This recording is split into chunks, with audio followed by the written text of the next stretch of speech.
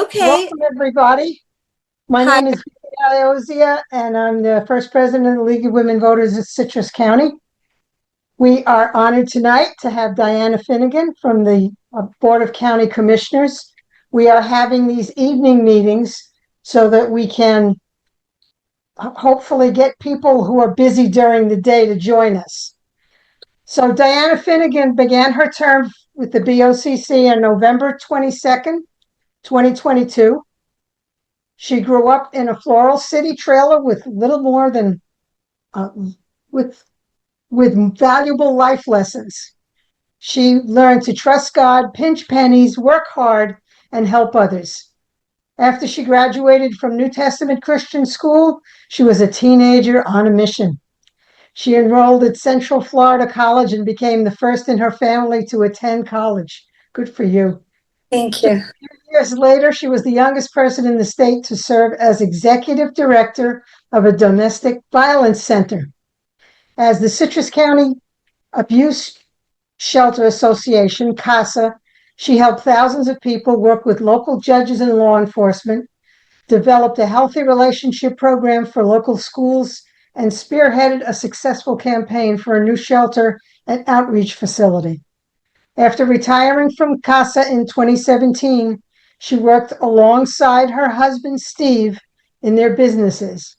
Diana and Steve currently live in Homosassa and enjoy being active on the water and in the community. As a commissioner, Diana believes in managing the growth of Citrus County, protecting our natural resources, and using tax dollars as efficiently as possible. We do record this we will have it on YouTube, and I'll put the link on the newsletter so that you will be able to see it. Let's see. Diana, say something so that I can make sure we've got your Hi, picture. everybody. There you go. All yours, Diana Finegan. Thank you. Well, thank you for the introduction. I probably could actually just start there. Interesting that we talk about my history because I just went out to Floral City Elementary School yesterday and got to visit my alma mater where it all started, and that really brought back a lot of memories.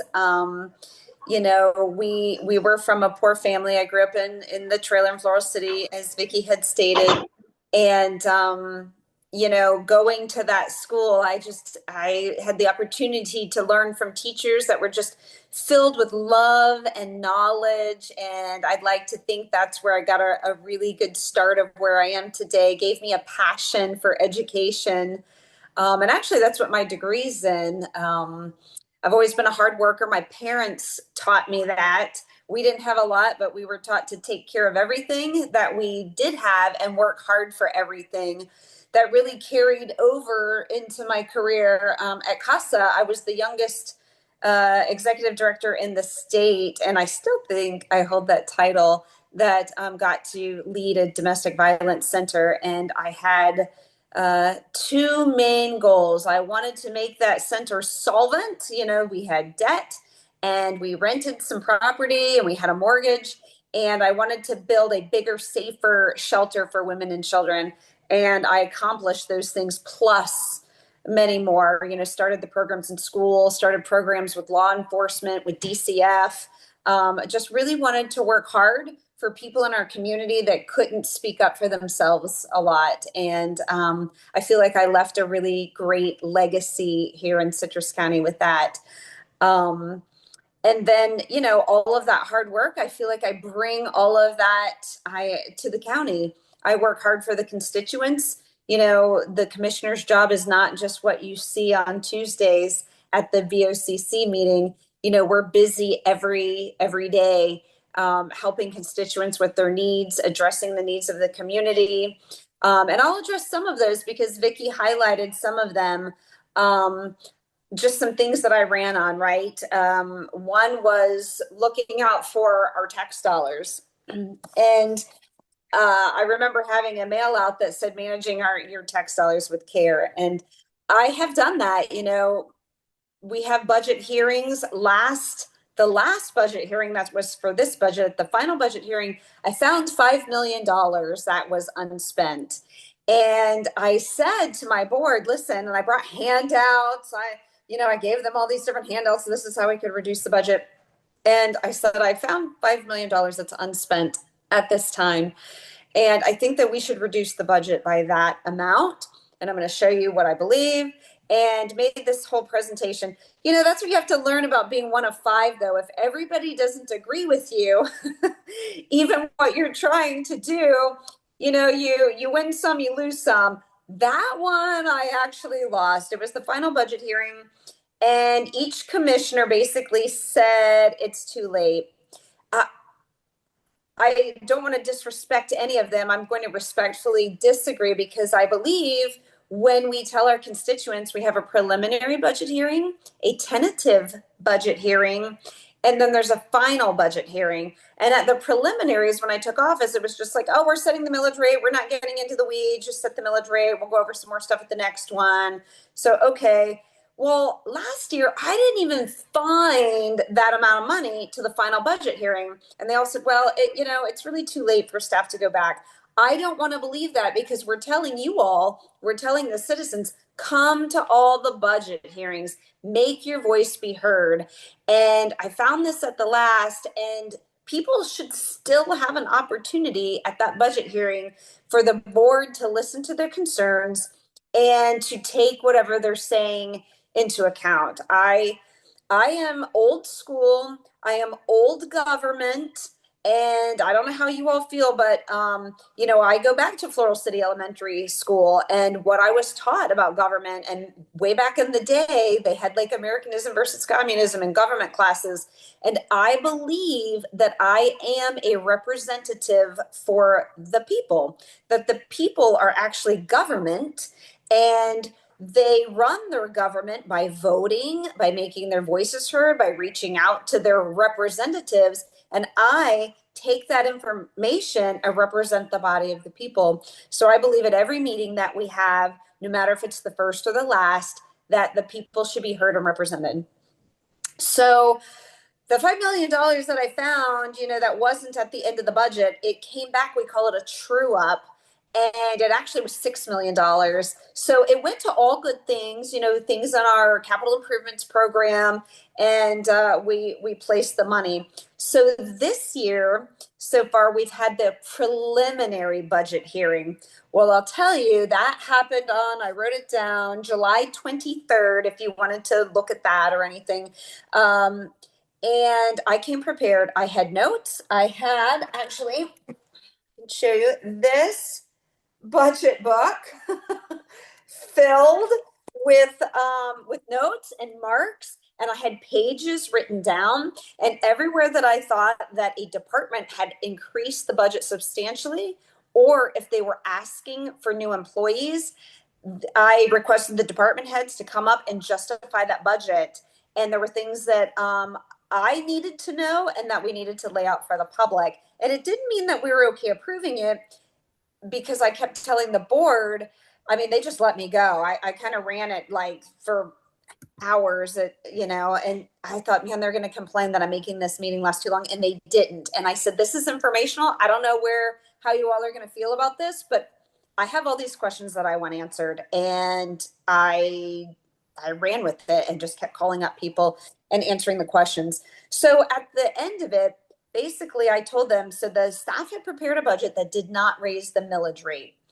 And I noticed that Public Works Department came way under budget. And I was excited about that until I realized it was because $7 million was taken out of road resurfacing. And I don't know how you all feel about that, but the number one or two things I hear: road resurfacing, growth and development. These are concerns of the constituents. So I said, we can't have that. So I told the board my wishes were to not increase this budget, not increase the millage, but I wanted them to go back and find $7 million and put it back into road resurfacing, and $1.3 million. So if the sheriff got the COPS grant, we could add all of those deputies and match that grant. And if he didn't get it, $1.3 million would still get us an increase in deputies that has been forecasted and needed. So I didn't know where all that was going to land because I brought up plenty of stuff in the past. And, budget, the board hasn't always seen it maybe the way that I'm voting. But I'll tell you, I didn't even have to make the motion. Another commissioner made the motion to do just that, to have the board go back, not raise the millage, and come back with whatever cuts they deem necessary to get this $7 million and the $1.3 million. So we'll see what they come back with at the tentative budget hearing. So another commissioner made the motion and yet another commissioner seconded. So I knew that I had the support of the board. Also, with watching the tax dollars, I voted against when the budget increased 21% 2 years ago. No one else will say that, but I'll tell you, I did the math. And in this big book that I showed you, I did the calculations when I went into the board meeting, and I shared with the board that I know we say, that costs have gone up, and I agree with that. But I try to look at things not just from a board member, because, we get all this information from staff and costs increase, and, they always make a good case for what we need. But I try to look at it from a taxpayer, which I pay a lot of taxes, my husband and I.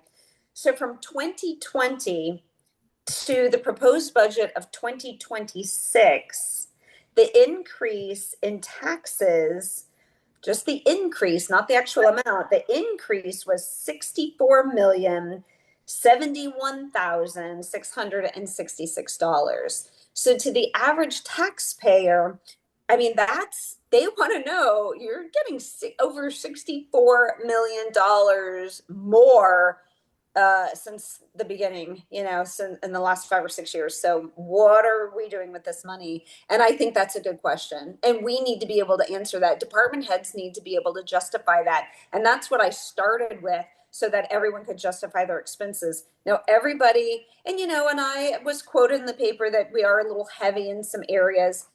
I made that point, but it's really up to our administrator to take a look at that. The board directs, and we have made a direction saying we want this $8.3 million collectively found in this budget. Where are you going to find it? So I'll be ready again at the tentative budget hearing, and hopefully, the community will come, and we need to know what's important to you. What's okay to spend your money on, and what are you not wanting us to spend your money on? So I believe, the public reaching out is very important. Something else I'm doing, it's kind of for tax dollars, and it goes to the next thing that I had promised when I was running for office, is to really protect our natural resources. And I see at least 2 of you. Oh, I see someone else that I think I know here. But 2 of you I know have been very outspoken with, and probably more with, our natural resources and the environment and water quality. And I appreciate that so much, especially living on the water. But you don't have to live on the water, because the water that we drink is so important. And I think that people, not everyone, but some people tend to forget when they're in the middle of the county and they don't see any water, how important it is for whatever they're doing, also for our aquifer. It all runs into our water quality. And a big lesson of this was the septic to sewer project in Cambridge Greens. And Cambridge Greens people are like, we don't even live on the water. We have to pay all this money. And the people started visiting me. So and Cambridge Greens is not in my district, I know, but but I represent everyone. And it had already been started long before I took office, the planning and then the beginning. And I sat down with some people, and then I sat with our water resources department. I'm like, okay, I know you're saying that we won't assess people over $6,000, but what's all the other costs?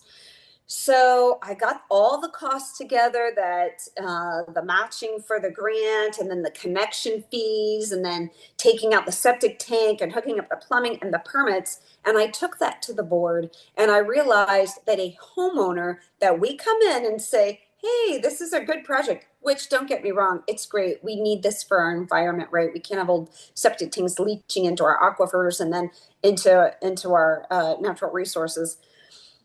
But it was just shy of $14,000. So if we come in to your neighborhood and I say, Vicky, yay, we have septic to sewer, you don't have that. When I did the math, it was just shy of $14,000 on average per homeowner. And I said, we can't do this. I knew all these projects are coming into my district, and I, with others, will get that. And a lot of us around here that live on the water can pay. Not everybody that lives on the water, even because it's, a house passed down or whatever. But I have in my district people not living on the water, widows in mobile homes that are getting this, that there's no way they could afford this. And I'm like, I got to get around this. I've got to stop this.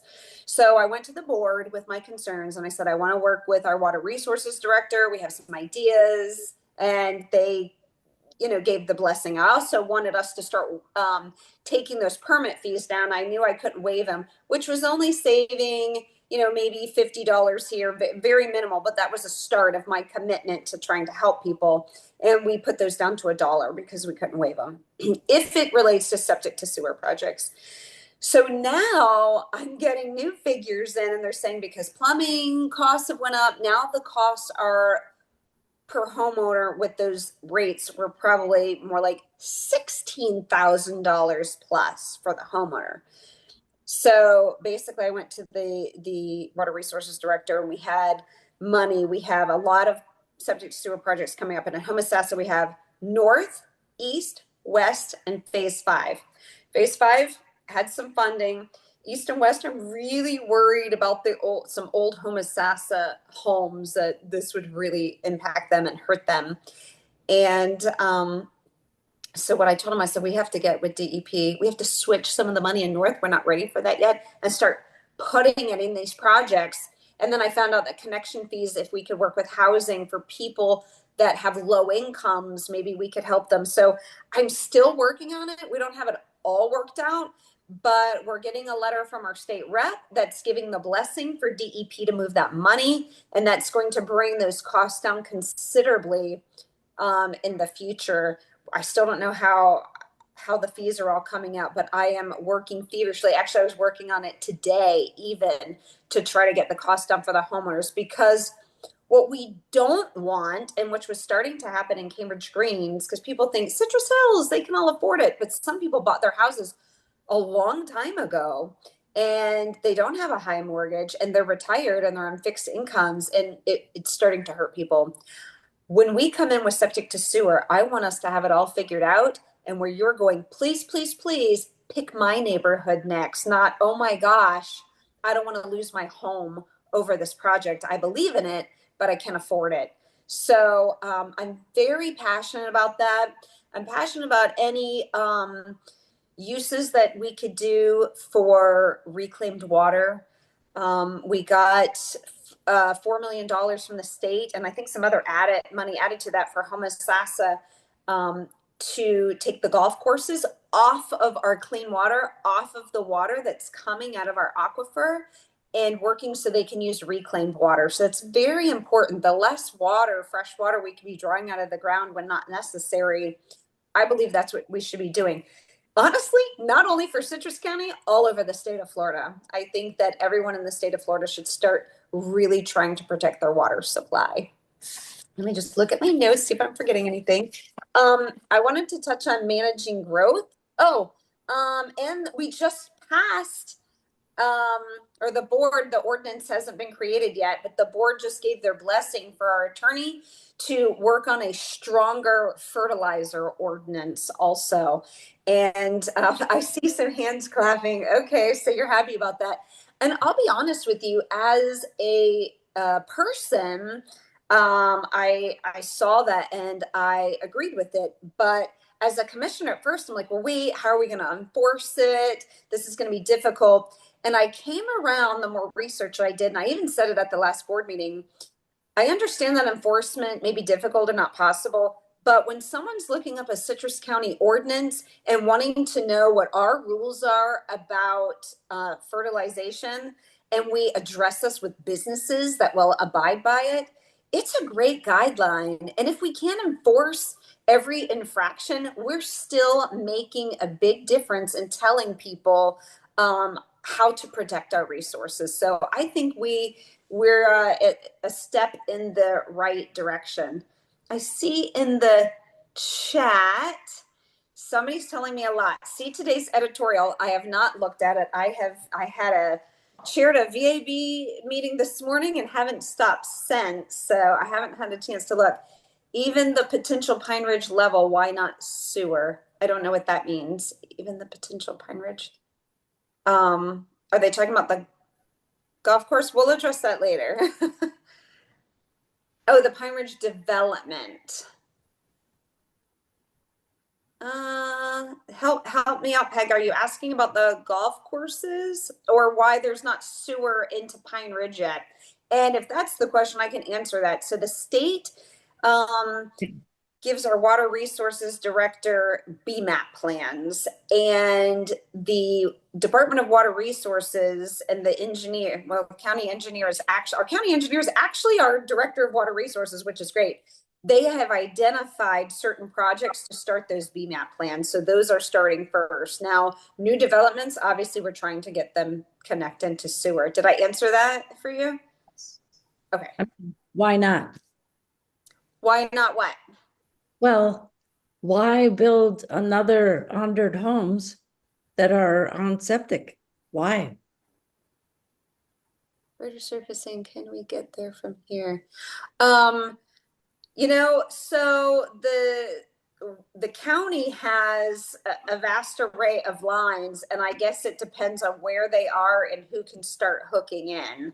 I believe that we would have, and and what areas are they in, right? And who has the capacity. So I know that new development, Tuscany Ranch, was working with not the county to make sure that there's enough water and that they could deal with that. So I could probably connect you to Ken Sheik and answer that better, but and I'm not sure all the different areas. Some, it's a divided area. Some may have it like where I live. You would think being on the water, I would already have sewer, but we don't. But across on the other side, they do. So a lot of neighborhoods are like that. So I can't tell you. Would you know about Pine Ridge? Does nobody have sewer out there? Nobody. Nobody. Okay. So that's that must not be a crucial area yet in the BMAP plan. Well, the acreage is big, so septic is allowed, but if you're going to start something new, why not, be forward looking? Yeah, like take care of what we have. Yeah, do it right next time. And Dot, we are trying to get the developers to pay for the sewer. And they're trying to now because they're trying to make these tiny, tiny little lots. And when you have tiny little lots, you're not allowed to have septic. True. That before we move on. Did you see when I put that up that you were in it in the editorial today? No, I didn't. Give me the Let me put it back highlights. up again. I'll read it to you. At the recent preliminary budget meeting, Commissioner Finegan noted that the new budget showed only $13 million for roads. In order to add $5 million to $6 million back into the road resurfacing project, the commissioners agreed to require reductions in departmental requests across the board. They also agreed not to raise the millage rate. See, people are watching and listening. Nice. I'm glad that they are. And I wanted to tell you too, if you don't already know this, if you I gave you July 23rd. So if you go to YouTube or maybe even Google, July 23rd, Citrus County budget or preliminary budget hearing, you can watch it on YouTube. Or if there's a certain Citrus County board meeting that you want, it will be on YouTube. You can watch if you don't know that already. And I encourage you to do that. I think that everybody should know what we're doing. I'm going to put the links in our newsletter. And I'm going to show you some stuff. If I can be that savvy, I don't know if I can share my screen later and take you to the county website and walk you through a few things. I want to talk about If not, managing. I can do it. If not, I can connect you. Oh, thank you, Okay. Vicki. Thank you. Um, you know, at our strategic planning hearing, and I've said it over and over again, that about managing growth, if developers want to increase density in Citrus County, they need to prove, at least to me, and I encourage my fellow commissioners to do the same, that yes, it's good for them. How is it good for the current citizens that live here? And some people and some commissioners have even, they're almost begging for density. Oh, we need the density for workforce. Or they have, I don't necessarily always agree with that. For me, if you want to have higher density and you're saying it's for workforce, I want to see a plan for that. So a developer comes in and says, I want to really increase density and we're going to have apartments or whatever. And we're next to the hospital. And the hospital has put X amount of money in the program. We're giving them X amount of places, or the sheriff's office, or schools, or whatever. I don't really care. But show me how it's going to benefit how you're developing our workforce with this housing. Or are you keeping your rates down? X amount we be dedicated at this rate, and or the schools get first right to these places. I don't know what that all looks like, but that's what I want to see. We want to increase density, and this is the reason why. So Tuscany Ranch was a good example of that. I don't know if you guys watched that. What was it? Was it like a 6 hour, 6.5 hour meeting? And that wasn't even a public comment. Honestly, the public didn't really show up. Maybe 5 people were there. And it was a lot of back and forth. So let me explain to you, if you're part of the people that said we really didn't want that at all, a development is no matter what, whether we voted for that or not, was allowed to go there. I knew that going in. This will be a development. There will be a lot of new houses going in there. So my idea going in is, how do I get the best deal for Citrus County? And I realized that they kept saying we're not going to add any houses. But my angle was they weren't, according to the original plan, but they would have to do things to our current code. And with our current code and ordinances, they couldn't put that many houses in. So it would have been a reduction. So I told them, I get this is good for you. What are we getting on the back end? There were some things that they already had to do. They had to give money to the firehouse. They had to already put in an extra lane on 491. These are things that were already written into the very old agreement. So knowing that, I was really pushing them for the full widening of that area of 491 or more money for the fire. So the meeting went on, and I pushed and pushed and pushed to do better, but the argument wasn't good enough. It was 3-2 for the agreement that went forward. I did vote against it, knowing again that the development would be there, because I truly feel like Citrus County could have got a better deal.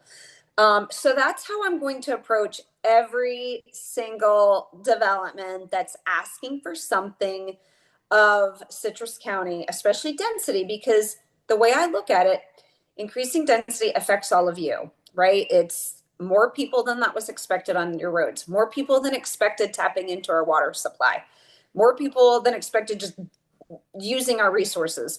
People are going to build here. I get it. But what benefit are we going to get back? And if they don't make a really good argument for density, I just can't see it happening. I understand the argument for workforce, but like I said, I haven't really seen any plan laid out when they're asking for density, how that's helping our workforce at all. And I welcome any comments, or, as they come up. The applications are quasi judicial. So I try to remind people when they're asking my opinion or trying to get feedback from me and there's an active application, I can't give that to you. I can only, if you have questions, I'll try to answer them in general terms, but we have to wait till that application's before us. There's been a lot of stir about what that means for quasi judicial. There was like where we can't hear an opinion or anything from anyone, zero information until we get to the meeting. To be honest, I don't like that idea at all. I want to ask questions. I want to be super informed, even if I can't give you all an opinion. That's my job. I'm a representative. I need to know how you're feeling or what you're stating. And all of you can't always make it to a meeting to stand at a podium and tell me that. So I look forward to getting those emails. And the final thing I really wanted to touch on is full transparency. I know that's been a big deal lately. I have tried to model that behavior, just like I said, with the septic to sewer, instead of just working with staff.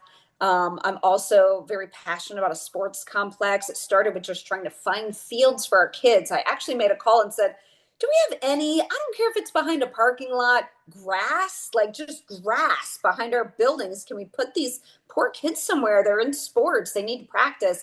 And that kind of morphed into something. But every project that I do, I bring before the board. I don't want anyone to think that we're ever working behind the scenes. I know that's been a stir about a lot of things lately. I try to keep any of my projects out in the open. Everything we can't talk about yet, like sports complex, if we're doing something massive, I'm working with some concerned individuals right now for a public-private partnership where we can try to get a private entity to pay instead of the taxpayers, which would be great for our community, great for our kids.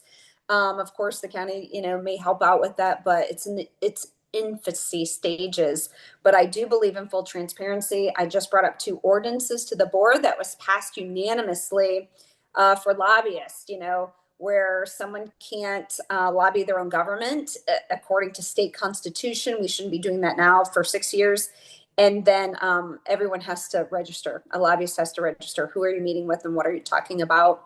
It's a start.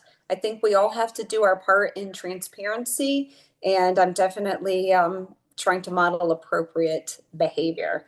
So that's a lot, and it's been a while. So I think what I probably want to do is answer any questions that you have, and then I can show you some stuff on our, I'm looking at your comments, on our website, Dreams for Homosassa. Well, Peg, do you live in Homosassa, Peg? Okay, so there's a couple things right now. I just talked to our sheriff today and we have a meeting on Monday. We have been talking about homelessness in Homosassa and the issues that our businesses and nonprofits have been experiencing with theft and crime and on county property. So the sheriff has really been working on that, and I'm trying to help address all those issues. And then I don't know if you're in Old Homosassa, but it was like a super surprise to me. I guess the sheriff met with some people down there and talked about the golf carts, and he got them all in a stir. So now I have a meeting with him about that. And he said, we're going to have to fix an ordinance. So I'm going to work on that for Old Homosassa. For me, it's the septic to sewer for Homosassa. I don't know which part you live in, but I'm trying to get those projects in as quickly as possible. I've actually made calls on all the projects today because we're ready to go. We've got other entities holding us up and trying to get those costs down for people. Anything that I can do to keep the environment. I don't know if I should say this, but I am trying to stop everybody coming in and trying to make Homosassa the RV capital of the world. Thank you. We have enough. I voted no on some of them. I was not at the winning end of that with the board on 1 or 2 of them. And we have at the interchange some development trying to come in and just trying to get the right thing. Obviously, that whole thing happened before I was a commissioner. It probably started when I was in grade school. But to put that out on Cardinal, and Cardinal, if you remember, was Cardinal Lane, not Cardinal, whatever they call it now, street, road. It was still a lane, and we don't have the property to widen that right now, and that would be expensive. So just being very mindful and careful. what's coming in. I want good things to come to Homosassa. I have these old businesses like CVS. When that started looking bad, I was the one first. I did the good neighborly thing. I reached out to the number on the sign and asked to be a good partner. And what could I do to help? Could they clean up the property? And it I got a lot of thank yous and niceties, and then when it didn't happen, and then they were kind of like, whatever, Homosassa is awful kind of things, I went ahead and started being the code enforcement complainer. I want Homosassa to look nice. I don't want it to be dilapidated. We have some applications. I'm hoping some good things are coming in where the old insurance building is. I'm looking forward to that. There should be a hotel coming.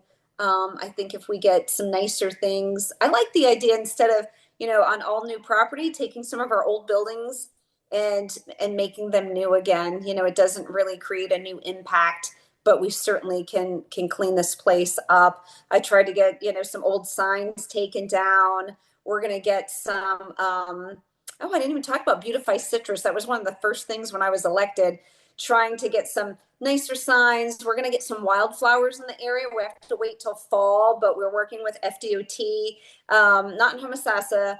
Well, they did look at a certain area in Homosassa, but we're going to start with Highway 44 in that stretch where we used to have a lot of wildflowers and bring those back. We're working with a private partner for some of our government buildings to put some flowers in there. We're working on some nice signs. I feel like if we make Citrus County look nice, people will start taking care of that. With my initiative with Beautify Citrus, we've added a lot of new litter crews, and that doesn't come extra from your tax dollars because that's solid waste. It's an enterprise fund. So they switched some things around and they're really trying to pick up the litter. The state wasn't doing a great job on 44, so we got with them and have an agreement in place where we can go pick up on their property. I know that sounds weird, but we couldn't do that before. So I started getting really active and just trying to clean the place up, if you know what I mean. And you probably remember in front of Publix, all those ripped up signs and everything, had all those taken down. A little bit at a time, I think we're getting there. But yeah, I have dreams for Homosassa to be a nice place. Diana, we've got a comment from Dot Lang. She I'm says, re- Go ahead, read it out I'm loud. confused why we have water restrictions and are so concerned with water usage, but allow huge developments to be approved. I really want to understand this.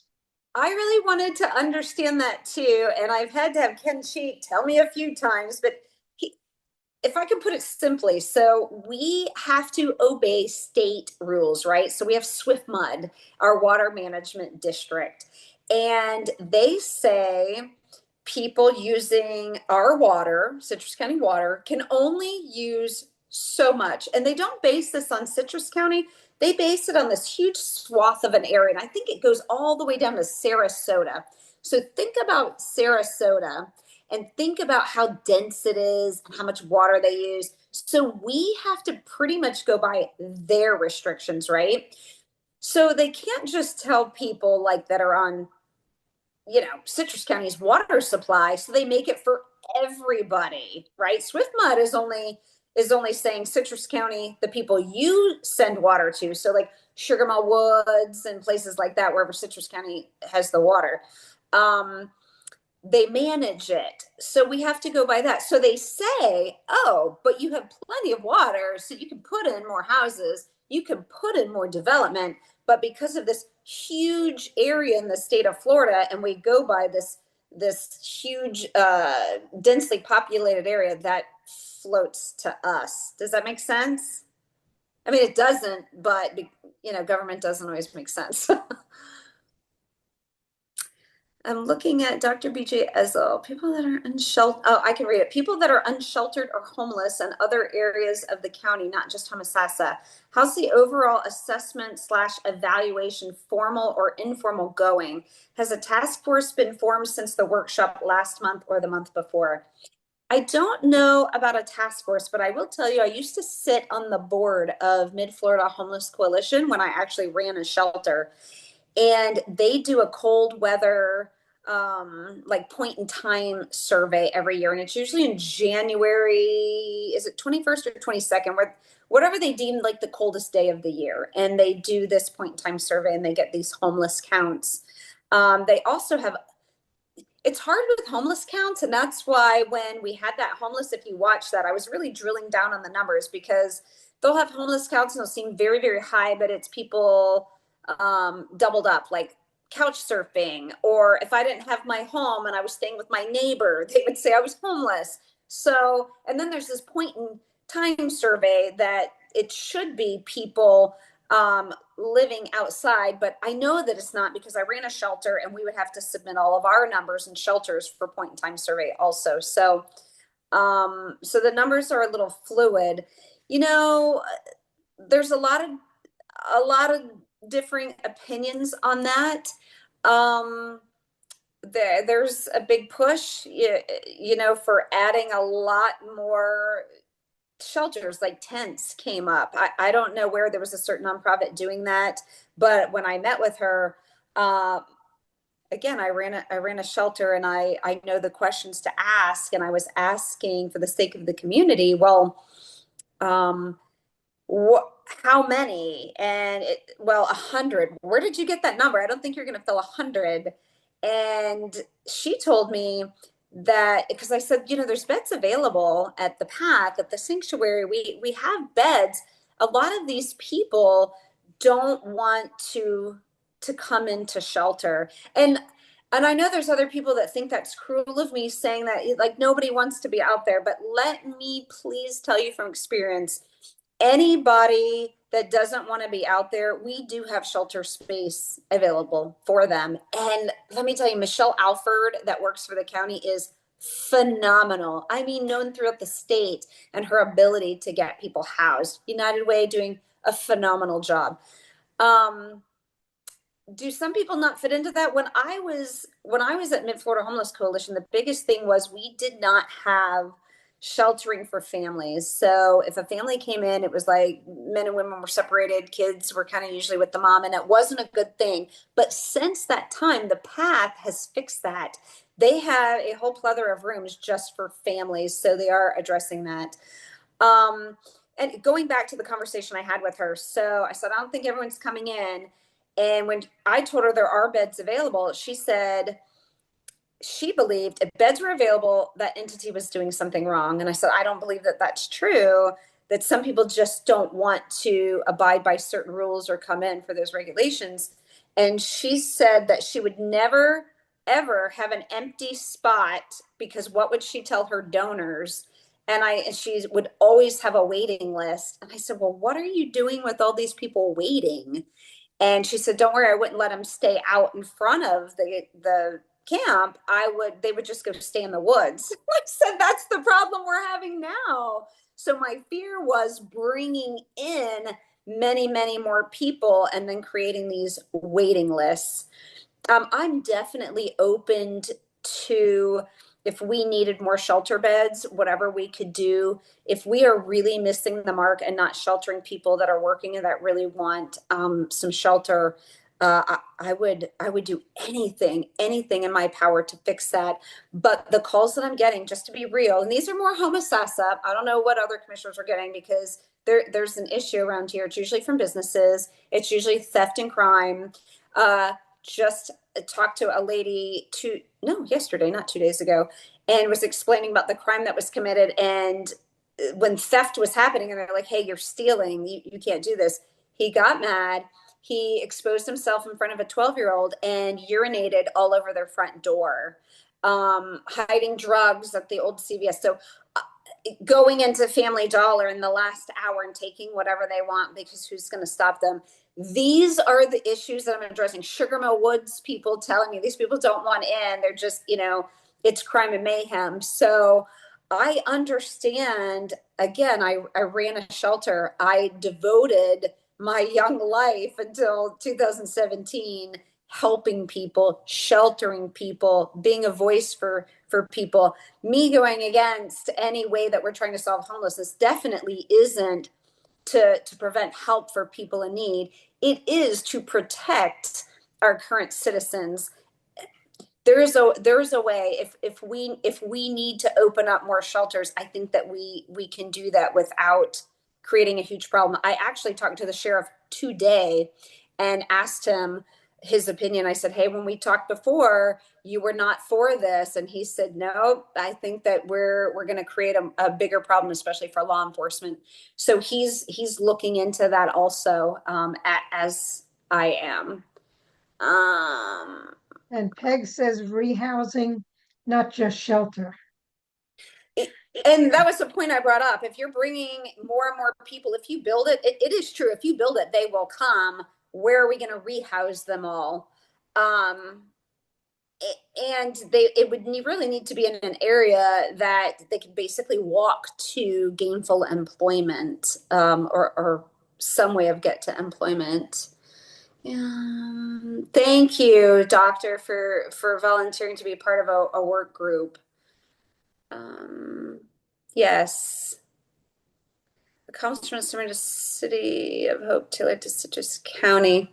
Yeah, I'm not sure if that would work here, but if someone has a way to kind of tailor it to fit more of our needs where we're not bringing in outside issues, I would definitely be open to hearing that. Any I other have a questions? question. I have a question. I live in Pine Ridge, and my road is horrendous, Oh, and the connecting road is horrendous. What if I sent you a video of what the road looks like? Is there any way to prioritize it? Because I know a friend of mine, her road was redone and it was okay before then. I'm gonna have to I'm gonna have to mute somebody. So what I have done for people in and outside of my district, when they have complained, if we can't get it resurfaced because it's not on the schedule yet, at least we can get out there and remedy the issue. So I know it's more patches and it gets difficult with a patchwork road, but we've been somewhat successful in making that happen. So yes, if you want to send me your road, I can get somebody to at least go look at it and remedy the problem, and at least there's eyeballs on it, and they can get that back, with Public Works, and they know that there's some issues on that road and complaints have been made. Because there were potholes and now there are bumps. So I Oh, have to, when I go on my tricycle, I have to take everything and tighten it up again, including my joints. oh gosh. I try to tell them, can we smooth those out? I know, because it's like now you're not dipping in, you're humping over. So Do we have any other questions? We have some shy people here. don't be shy.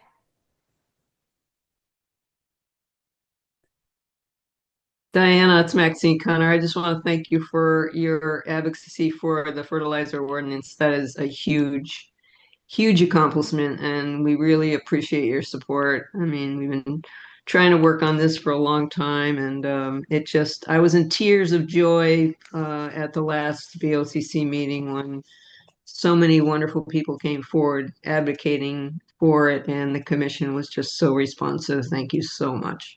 Well, thank you. You provided a lot of information and answered a lot of questions for me and really helped get me there. And I appreciate all that you're doing, Maxine.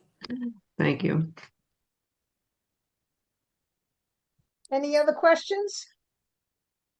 Should I attempt to share my screen and show you a couple helpful things on the county website?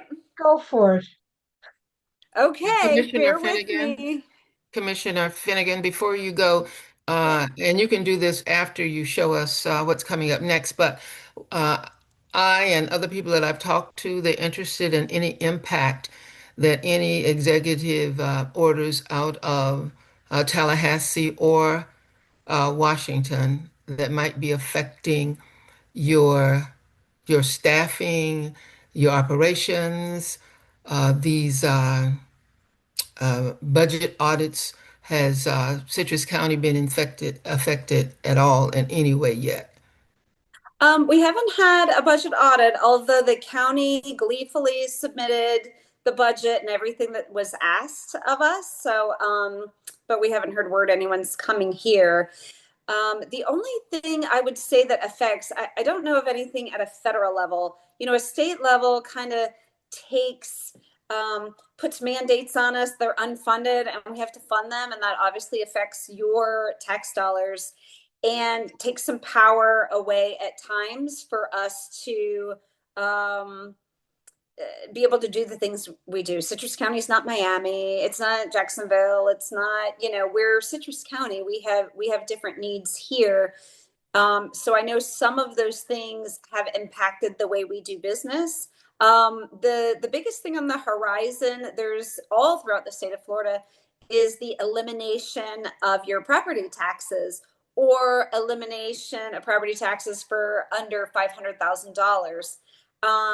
I pay a lot of taxes. Again, I always try to think like a taxpayer. Taxpayers, many are going to say yes, especially seniors. You know, I've worked all my life. We paid taxes and taxes and taxes, and we need a break now. The downside is, how do we pay for everything for everybody? Because that's going to wipe out a lot of households in Citrus County. So it's not that I'm opposed to that, but my question would be to the state, well, how are you making up those funds? You know, like tourist dollars are restricted for advertising. Is the state going to compile those and then give us those? Are we going to have to increase our sales tax by an increasing percentage? I don't know what the answer is, but I would hope and I would advocate before they look at doing any of that, even if it's a lower amount, anything that takes property taxes away, figure out how we're going to make those property taxes up, because we still, at the end of the day, have bills to pay.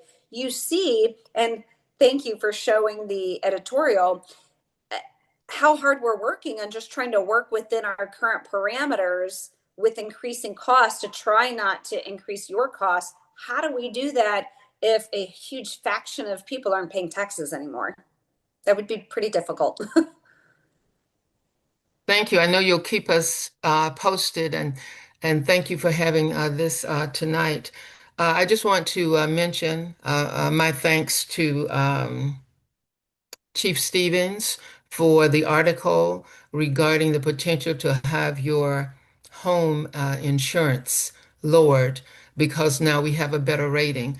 And I did call my insurance company, and you had to be within, I think it was within 5 miles of a fire station and within 1,000 miles of a hydrant.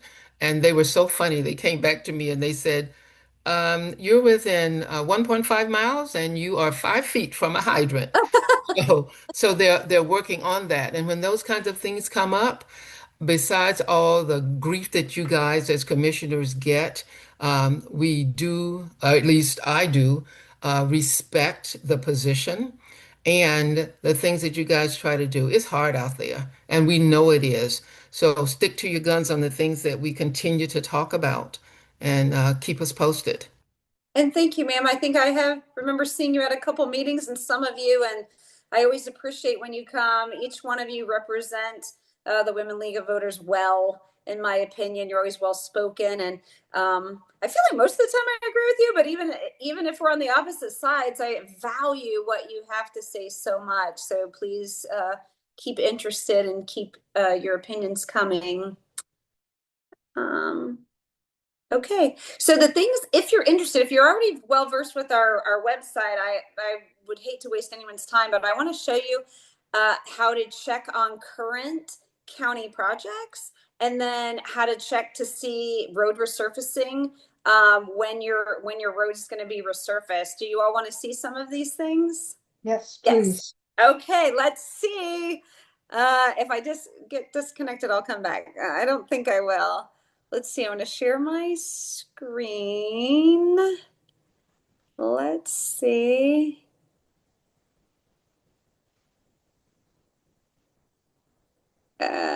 It's spinning. Can you still hear me?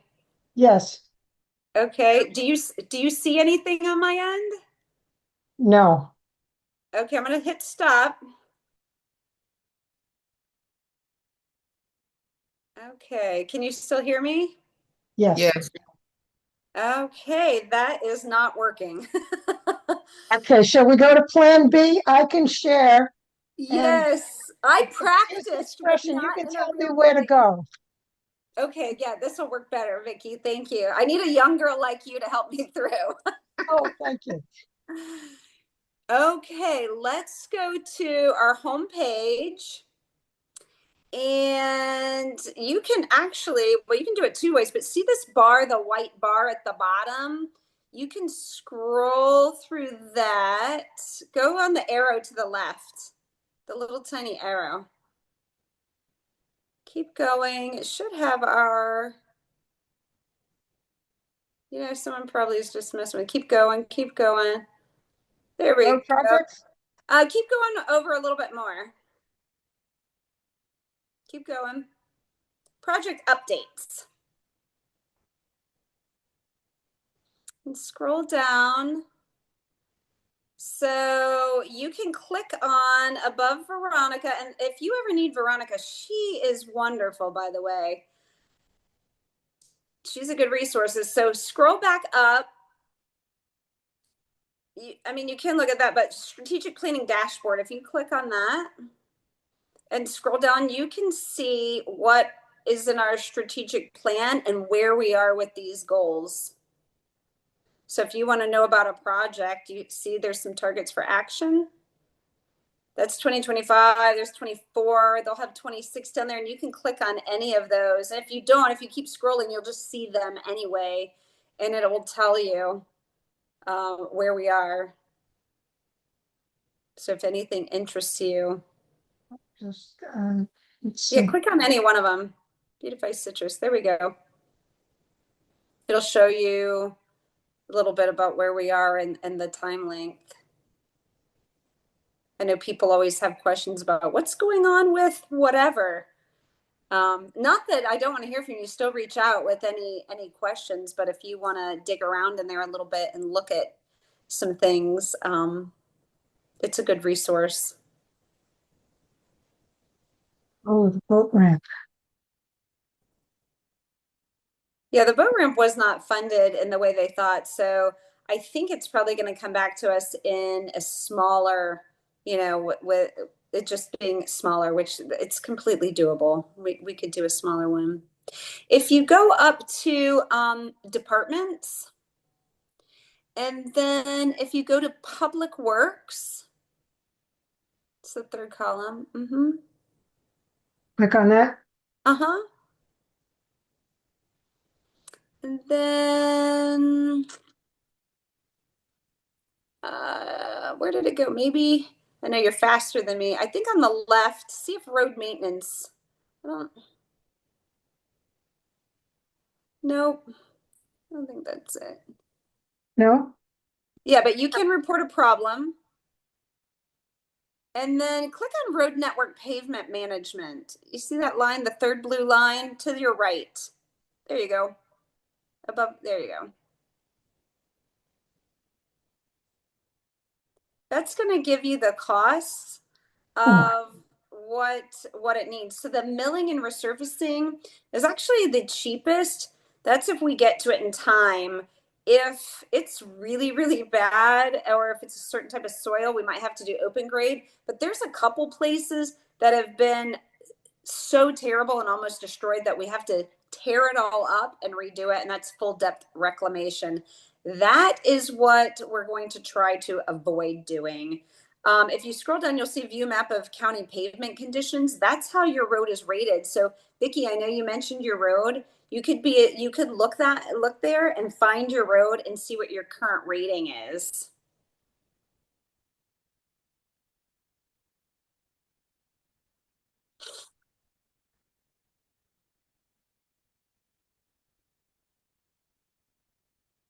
no And results. I'll just put the street in. I maybe. don't exist.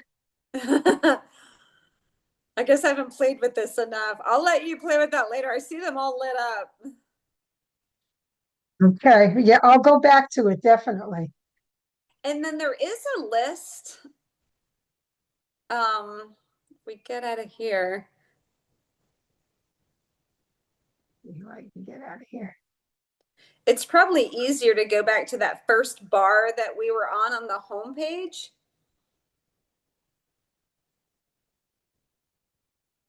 Road projects, click that road projects. Oh, that's where we were. There we go.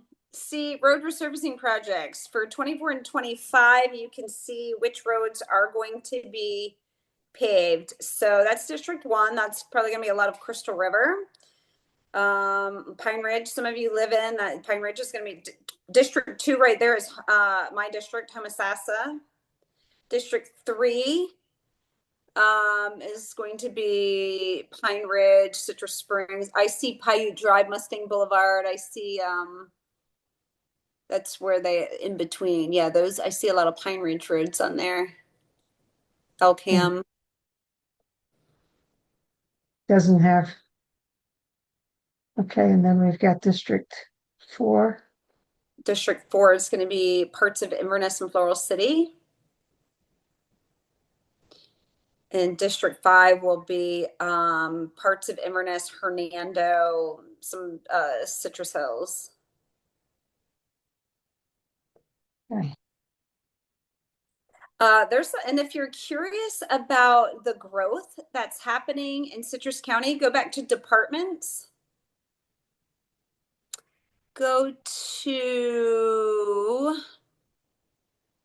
let me find it. Oh, yeah, I've got a block on mine. Down in growth Growth management. management, Should be GIS under that, but I can't see it because it's blocked out. growth management. I didn't see where you click because I have a black bar going. That's, yeah, but go ahead and click that. Yeah, under where you were should have said GIS, but like I said, that black bar is, Move it. go back to departments again. I don't know why I've got oh, that just moved the bar. Okay. Land development. Oh, here we go. Systems management to the right of your, there, geographic information systems. See where it says GIS on the left? Yes. Yeah, click the GIS interactive maps to the left.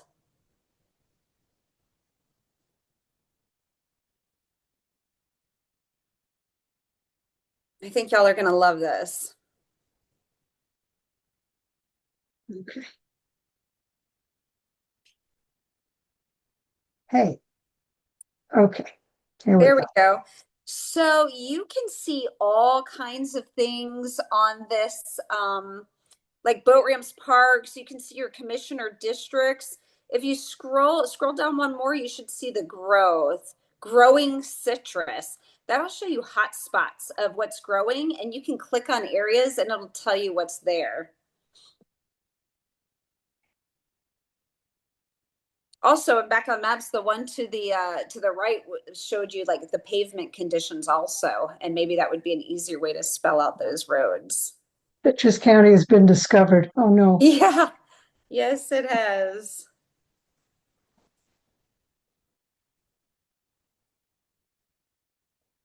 Wow. Well, we could spend a whole meeting just going through this website. Yes, we could. That's what I wanted to touch on. I'm sorry to keep you all later, but I just thought you would really like to see. I do encourage you to get on our website and just play with some of these maps and some things and share any feedback that you have. But it's really, in the last couple of years, we've done a good job with these maps and just trying to get community information out there. Not only something I said, it has been other commissioners also that really are just trying to do this transparency to citizens. Like citizens should be able to easily know where their tax dollars are going, figure out what's happening in the community, know when our meetings are. And this is very helpful. That's what we try to communicate to. And I should put you on the mailing list for our newsletter. Oh, please. Our newsletter is often 30 to 40 pages. Well, then sometimes I might just skip along and get the headlines. There's no test. You don't have to read it all. You're not going to call me up and quiz me then, huh? Okay, well, that's a whole new world in there. Yeah, there's probably a million other things I could show you, but those are the highlights. I thought those would be the things that you'd be most interested in seeing. That's great. Well, we want to thank you for taking the time tonight to meet with us. And I try to attend meetings whenever I can, and I would not want to be in your seat. You know, I joke because I worked in a shelter environment, and I would come across a lot of people and people with a lot of emotion. And, you know, even when people reach out and they have their angry emails or whatever, I feel like I have the ability to see through all of that. It's not about me. It's people are upset. And a lot of times I understand that. And if I can help make that difference, or if lashing out at me helps them in the moment, that's okay. Because at the end of the day, no matter who you are, if you're a resident of Citrus County, I'm going to do my best to help you. Well, we appreciate, and some of us will be seeing you at the next meeting. Thank you so much. Oh, good. I appreciate you all so much. Please know I'm always here for you. Thanks so much. Thank you. Thanks for Everybody- setting this up, Vicky. Thank you so much. Very much. Very much. Very Everybody- informative. Enjoy the rest of your evening. And thanks You again, too. Diana. Thank you all. Bye-bye. We're Bye. very Thank lucky to you. have you.